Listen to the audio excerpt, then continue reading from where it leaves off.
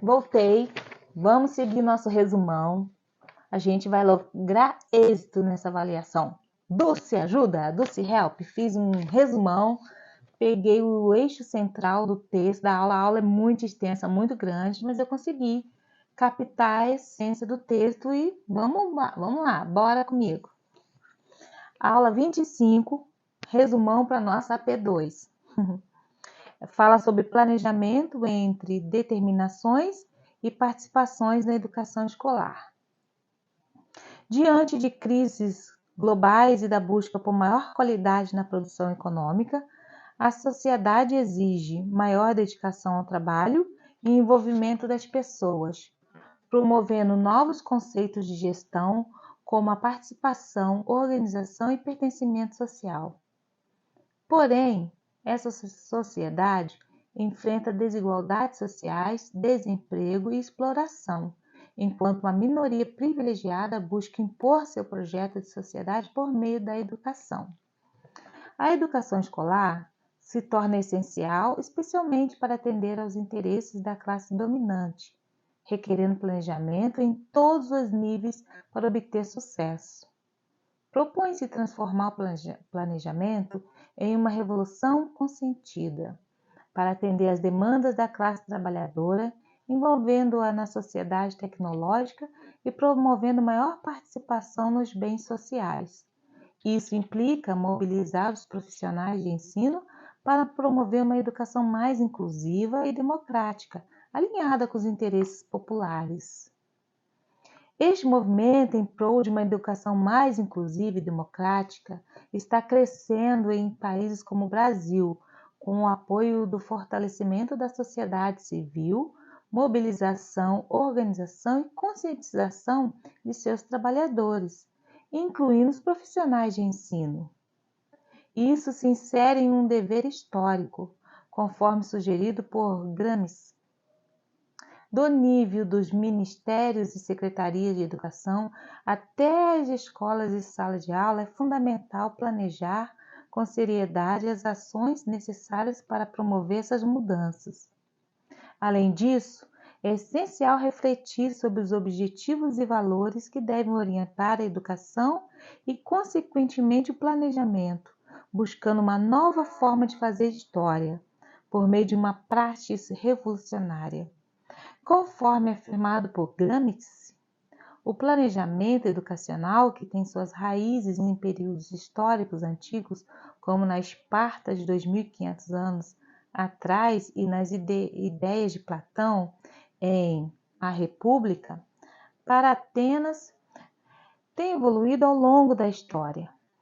De acordo com Gramsci, o planejamento educacional não é só uma solução mágica para resolver sistemas educacionais precários, nem é intrinsecamente maléfico. Ele representa a aplicação de uma análise sistemática e racional ao processo de desenvolvimento educacional, com o objetivo de tornar a educação mais eficaz e eficiente no atendimento às necessidades dos estudantes e da sociedade. O planejamento não é um processo neutro, mas um instrumento político que reflete intenções e visões ideológicas sobre objetivos, resultados e para quem e para que servem as ações planejadas. A história do planejamento escolar no Brasil inicialmente enfocava a praticidade, passando para um controle mais rígido do comportamento dos alunos nas décadas de 1960 e 1970, seguindo teorias comportamentalistas e paradigma tecnicista. Somente mais tarde surgiu o planejamento participativo, como uma resistência a práticas anteriores. O planejamento participativo, segundo Gandhi, diferencia-se dos outros tipos de planejamento ao agregar uma dimensão política, com base na expressão das intenções individuais e coletivas por meio do diálogo, fortalecendo a consciência crítica e o poder nas escolas. Demo propõe 3 componentes essenciais do planejamento participativo: a formação da consciência crítica na comunidade, a formulação de estratégias para lidar com problemas e a necessidade de organização para efetivar mudanças. A Lei de Diretrizes e Bases da Educação Nacional no Brasil, Lei 9.394/96, convoca os docentes a assumir a responsabilidade de planejar na escola, promovendo a descentralização dos sistemas de ensino, a autonomia escolar e a gestão democrática. E isso visa incentivar planejamentos que expressem os interesses da comunidade escolar e estimular a participação em vários níveis de planejamento na escola. O planejamento é um esforço direcionado para aprimorar condições, superar desafios e melhorar o trabalho. Para realizar um planejamento, é necessário acreditar em sua possibilidade de sucesso. Além das etapas tradicionais da elaboração, execução e avaliação, existem outras considerações importantes para a organização de qualquer planejamento. 1. Vamos memorizar isso aí, turma. Diagnóstico. Compreende a análise da realidade como um todo e sua interpretação, envolvendo aspectos macro e micro, tanto positivos quanto negativos, relacionado ao mundo, à escola, aos professores, às turmas, aos alunos, às disciplinas e aos recursos disponíveis. Intencionalidade e representação da ação. Nessa etapa, ocorre a idealização, a definição de finalidades e a sistematização teórica. Envolve o estabelecimento de objetivos gerais, a relação entre os objetivos, conteúdos e metodologia, a seleção de recursos,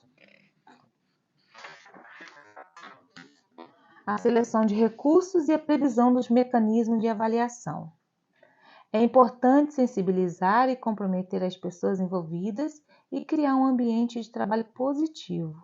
Essas etapas variam conforme a amplitude do trabalho, se é um plano ou um projeto, de acordo com a percepção da realidade e a vontade de superação. Se você está curtindo do meu resumo, curte aí meu vídeo, dá um joinha para mim. Agora, vamos lá. O processo de planejamento se desdobra em várias etapas. 1. Realização prática. É a fase da ação concreta sujeita à adaptação com base no diagnóstico e na intencionalidade da ação. Envolve a implementação das ideias previstas no planejamento com envolvimento ativo e criativo dos profissionais. 2. Acompanhamento.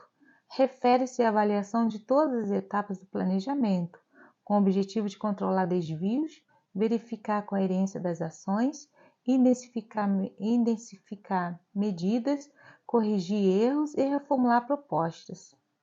O acompanhamento é essencial para garantir os resultados planejados. Todas estas etapas de planejamento são complementares e é importante que haja clareza e objetividade em todas elas, garantindo a unidade e a coerência entre o diagnóstico, a intencionalidade e a realização prática, com base no acompanhamento avaliativo.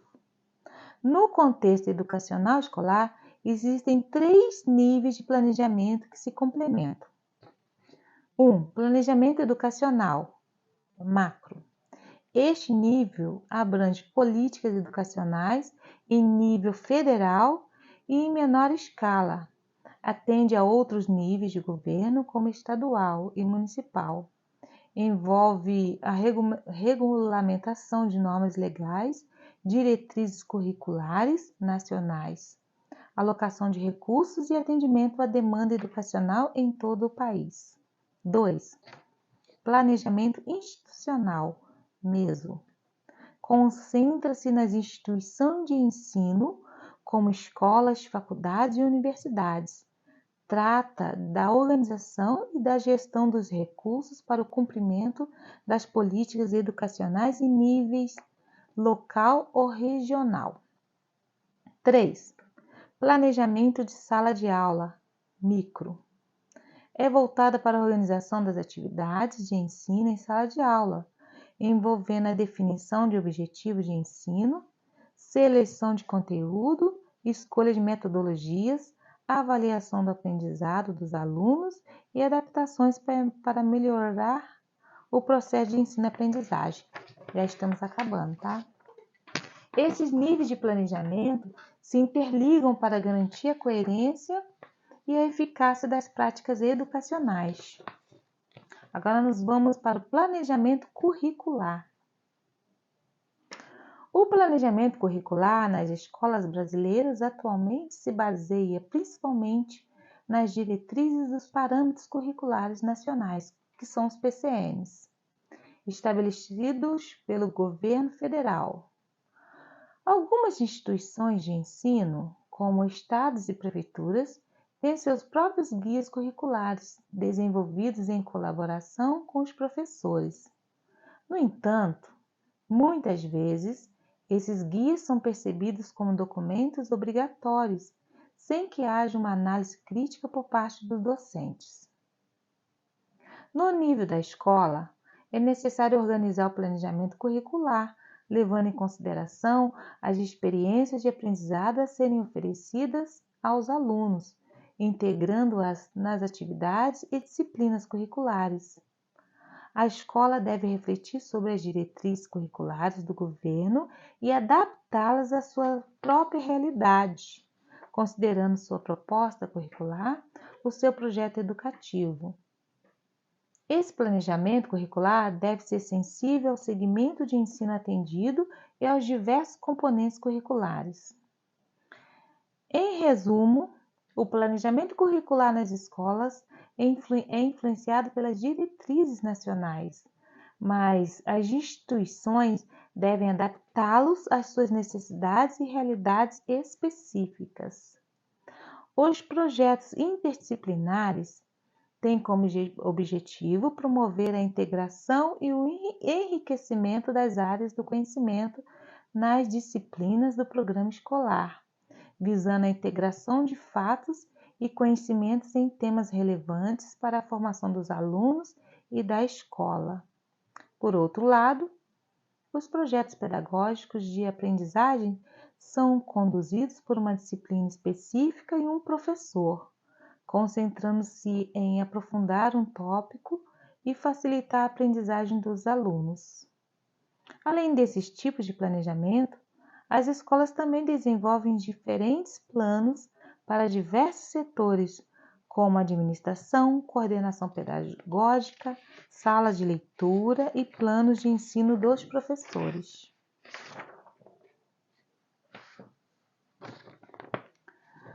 Planejamento de ensino é um subtítulo.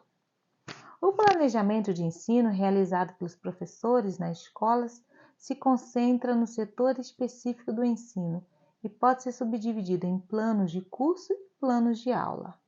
Os planos de curso são mais abrangentes e detalhados, abordando conteúdos ao longo de um período mais extenso, enquanto os planos de aula são mais específicos e focam em atividades diárias de ensino. A coerência e a articulação entre esses planos, bem como sua integração com o projeto político-pedagógico da escola, são fundamentais para orientar eficazmente o trabalho do professor.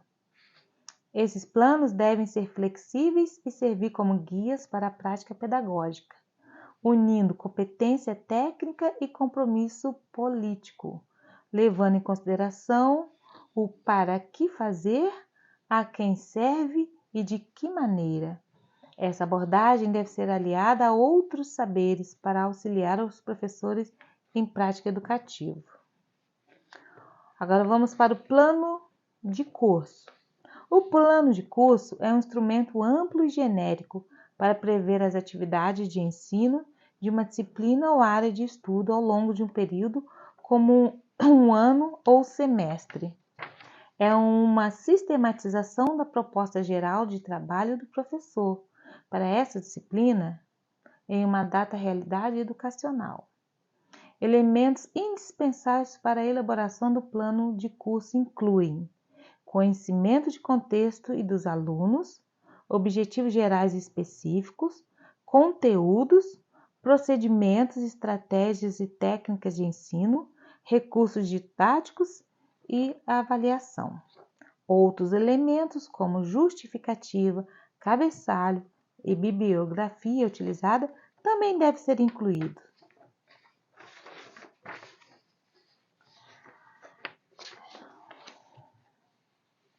É importante observar que o simples ato de criar ou apresentar planos ou projetos nas escolas não garante automaticamente a qualidade do trabalho educacional. Alguns professores recorrem a planos de outras instituições ou anos, reproduzem diretrizes de livros didáticos ou seguem as diretrizes dos parâmetros curriculares nacionais PCN, sem analisar criticamente a realidade da escola. Além disso, alguns professores elaboram planos apenas para cumprir uma exigência da escola, sem intenção de usá-los na prática. A elaboração de planos de curso deve ser resultado de uma reflexão crítica sobre a prática educacional e a realidade da escola e dos alunos. Cada escola e professor pode chegar... Só falta essa folhinha. Pode chegar às suas próprias alternativas na construção de planos de curso, levando em consideração e a especificidade de sua realidade. Gente, isso aqui é muito sério, né? Esse planejamento ele é muito sério, porque o professor ele tem que ter, de fato, um olhar crítico, em que contexto os alunos estão inseridos, porque às vezes adotam livros de outras instituições, porque deu certo lá, mas o contexto escolar no qual o professor está trabalhando é diferente, então o projeto vai dar errado. Tem que ter uma análise mais crítica, mais pessoal. Vamos nessa. Como exemplo, um plano de curso para a primeira série do ensino fundamental pode incluir uma unidade temática como o homem e seus semelhantes, com foco na disciplina de língua portuguesa e integração social. Outros planos podem abordar diferentes unidades temáticas e envolver conteúdos de várias disciplinas. A gente já vai encerrar aqui, a gente já está na aula 29, tá bom? A avaliação desempenha um papel fundamental em nossas vidas pessoais e profissionais, especialmente no contexto educacional. Ela é central nas discussões sobre a repetência escolar e a qualidade do ensino. Essas preocupações levaram às diferentes abordagens avaliativas ao longo da história, com práticas que variam entre a seletividade e a inclusão, refletindo as visões conservadoras e liberais ou as perspectivas inclusivas, mediadoras e emancipatórias. Historicamente, as práticas avaliativas oscilam entre abordagens quantitativas e objetivas, enfatizando exames e provas, e abordagens mais subjetivas que levam em consideração o aluno como sujeito do processo de ensino. A avaliação passou a considerar não apenas os resultados, mas também os processos de aprendizagem, incluindo o julgamento de valor. Nos tempos atuais, a avaliação é vista como uma prática que se relaciona ao vínculo entre o indivíduo e a sociedade. Isso envolve a negociação entre alunos e professores, onde ambos assumem responsabilidades e compromissos em direção à prática social futura. Dessa forma, a avaliação deve ajudar os alunos a compreender os processos envolvidos em sua aprendizagem e prepará-los para a vida fora da escola. Diferentes modalidades de avaliação, como a tradicional, normativa, criterial e formativa, surgiram ao longo do tempo, influenciadas pelas ideias de Bloom. Em vez de classificá-las como boas ou más, o foco deve estar na avaliação que promove a qualidade da aprendizagem do aluno. Portanto, os professores devem fazer escolhas responsáveis e éticas ao avaliar e reconhecendo a complexidade dessa tarefa. Nós encerramos aqui o nosso grande resumo. Eu espero ter ajudado vocês. Gente, atento para uma coisa. Eu já fiz essa didática, só que eu tranquei minha matrícula e fui trabalhar e resolvi voltar e concluir a minha pedagogia. Só que jubilou a minha didática que eu fiz em 2017, jubilou, estou refazendo a didática, infelizmente. É isso aí. Quando eu fiz a minha P2, caiu muito planos de aula. Então, se vocês puderem dar uma olhadinha na internet sobre planos de aula, como elaborar, como você montar um plano de aula, pode ser que na nossa P2 venha pedindo um projeto, um plano de aula de um determinado assunto. Ou pode contemplar, igual foi na AD2, né, um plano em grupo, um plano individual, né? Dá uma olhadinha, vale a pena, tá bom? Boa sorte, boa prova para vocês, boa prova para mim. Tô refazendo didática. Ai. Tamo junto, tá bom? E aí, aceita aqui sugestões, me dá sugestões de novas aulas, resumo do que vocês querem. Fala para mim aqui nos comentários que eu vou estar trazendo para vocês. Espero ter ajudado de coração. Obrigada. Tchau.